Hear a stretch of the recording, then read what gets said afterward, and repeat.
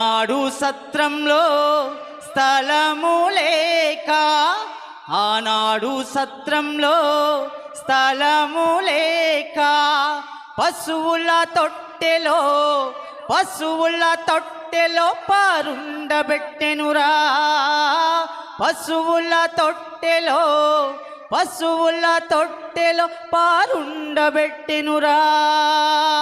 ఈనాడు నీ హృదయమనే తలుపునొద్దా, ఈనాడు నీ హృదయమనే తలుపునొద్దా నీలాచి తట్టి చున్నాడురా.